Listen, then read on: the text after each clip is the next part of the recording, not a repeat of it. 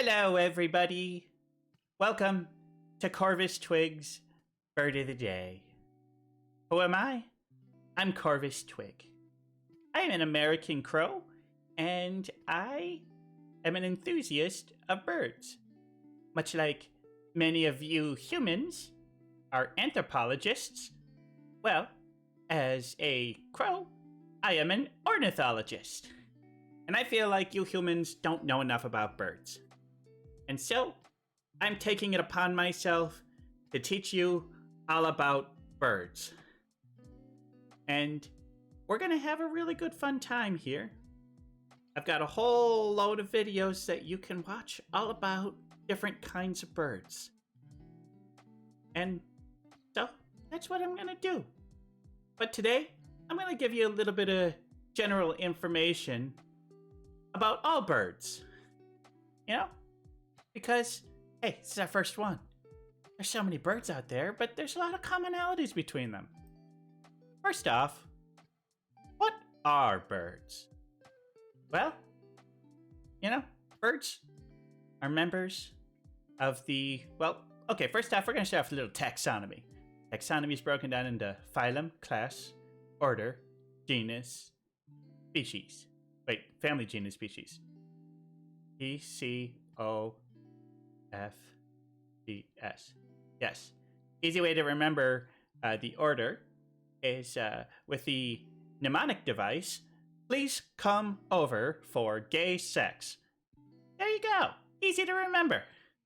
So, birds are not, they're in the phylum Animalia, and they are in the class Aves.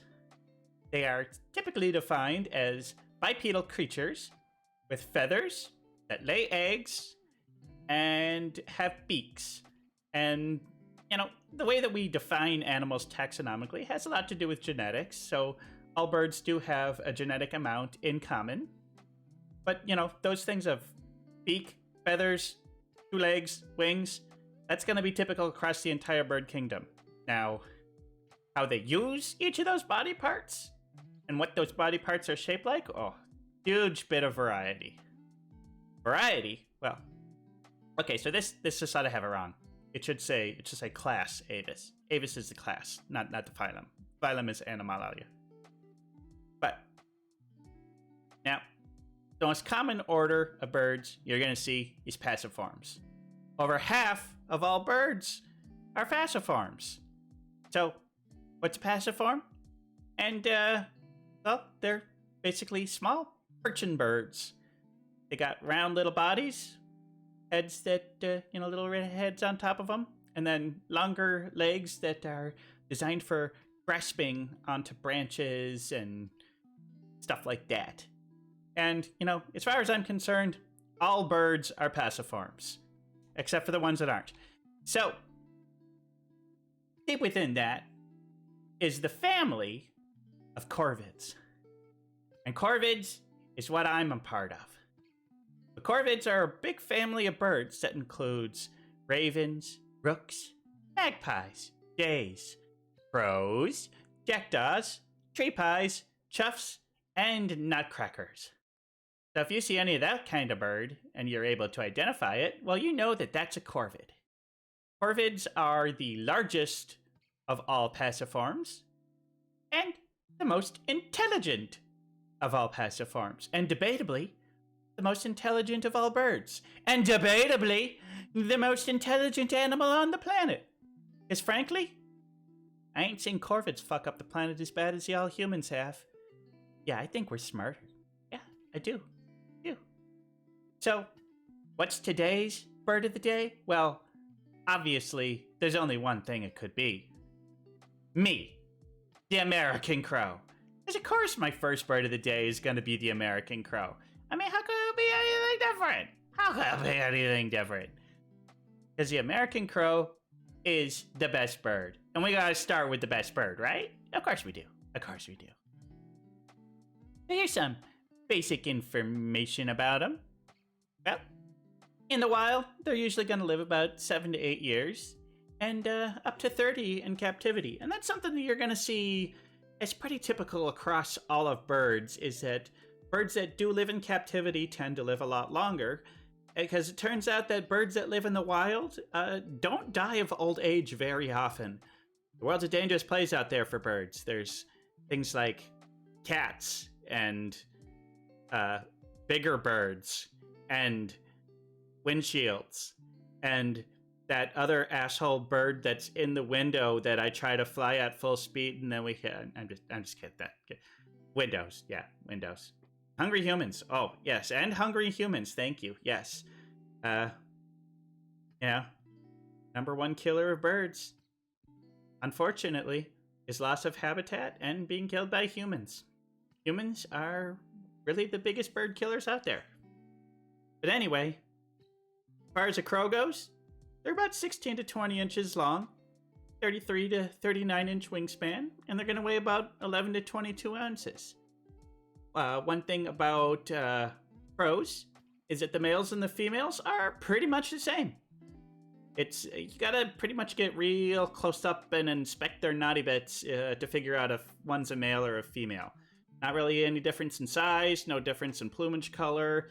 They're one of the few bird species where there is no sexual dimorphism. They're pretty much all the same. And their behaviors are pretty similar too. Now, where do American crows live? North America. For the most part, you're going to find them in like the top 2/3 of the United States and the bottom 1/3 of Canada. However, you will find them further north than that, and they will go as far south as into Mexico. They're just not as common there. But yeah, they're pretty widespread. North America is where they live. And, you know, they're pretty ubiquitous no matter where you see them, because they thrive in all kinds of environments, whether it's the forest or the prairie or the inner city. They're able to handle it just fine. So, a bit about the crow. Why is the crow the best bird? Well, I would say it's because lots of reasons. Well, for one, they're very social. Social birds. There's usually pretty strong family units. They stick together in groups. They watch out for each other. They take care of each other. And it's pretty rare that you're going to see a crow living a solitary life. You're going to, groups of them, might be as few as like 3 or 3 to 5, but, they could be up to groups of 20. And in the winter, when they're trying to stay warm, you could see them in groups of tens of thousands. Because in those cold months, they're going to hustle together for warmth. But you know what? You know what those groups of crows are called? Hope I don't get in trouble to YouTube with this one. This group of crows is called a murder. Dun dun dun. Yeah, you probably already knew that. That's pretty common information. Yes, a group of crows is called a murder. So if you see a murder of crows, yeah, that's nothing to be scared of, because they're just friends, family, hanging out. They communicate very well with each other. Their series of caws and stuff like that, pretty complex. And they're big on family. So most birds, they're gonna be raised by the mom. Pretty much all bird species, mama's gonna lay the eggs, mama's gonna sit on those eggs, and mama's gonna make sure those babies are fed and learn how to fly and do all that good stuff. The brown-headed cowbird doesn't do any of that because they're the worst parents in the bird kingdom, but pretty much all birds, they're gonna take care of their babies. But crows, take it a step further. Now, a good number of birds, the father helps out. But almost unique to the Corvid family, older brothers and sisters will also help out. They'll go find food, they'll chew it up, and they'll regurgitate it for the babies, just like a mama would. But you know what? Sometimes crows help out and do that aren't even related to the babies, because they work together. Crows work together. They care about other crows, they take care of other crows, and it's a family style of community that I think we could all learn from. But not only do they take care of each other, they're smart. Oh, are they smart? American crow, like I said, might be the smartest animal on the planet. They've been observed doing all sorts of complex problem solving and communication and social behaviors. You know, they've, by they, I mean human scientists, they've done tests on crows. They found that crows will not only use tools, but construct tools. They'll create hooks out of paper clips and stuff like that. They understand water displacement, how to make water rise by dropping rocks in it to get treats and stuff. They've demonstrated that if somebody is a bad person, the crows can communicate and recognize the faces, and then communicate to other crows that, hey, this human a bad human, or this human a good human. And in fact, crows can... Okay, most of the time, crows are pretty skittish around humans. They understand that most humans are probably not going to be good for them. Probably not going to be too good for them. However, if you demonstrate as a human that you can be good to crows, and you give them food, and you treat them nice, well, they might just become your friend. There's been many cases of people who will feed crows and be nice to crows, and the crows, sometimes, they'll give them rewards in return. They'll find cool shiny objects, and they'll give it to the human as a thank you for bringing the food. No shiny objects. Well, we crows love shiny objects. Give us all the shinies. We love all the shinies. Oh yeah, it's pretty great. In fact, there's even a device called a crow box, wherein which if a quarter is deposited, it will spit out a treat.